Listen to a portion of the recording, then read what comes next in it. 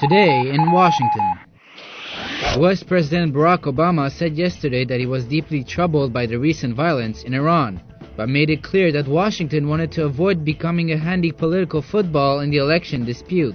Obama said, "It is up to the Iranians to make decisions about who Iran's leader will be. We respect the Iranian sovereignty and want to avoid the United States being the issue inside of Iran, which sometimes the United States can be a handy political football."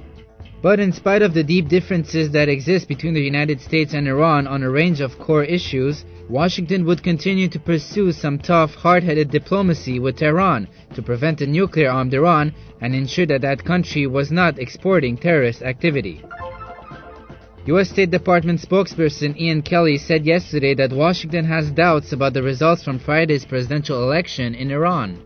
Asked about European calls for an investigation into voting irregularities, Kelly said, "Iran needs to take seriously these allegations and needs to examine these accusations very thoroughly." Kelly added that the U.S. had deep concerns about the violent protests throughout Iran in response to President Mahmoud Ahmadinejad's disputed landslide victory.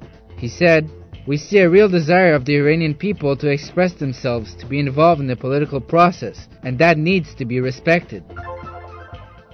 The United States said today that Iran was not making efforts to combat human trafficking there, which it described as extensive.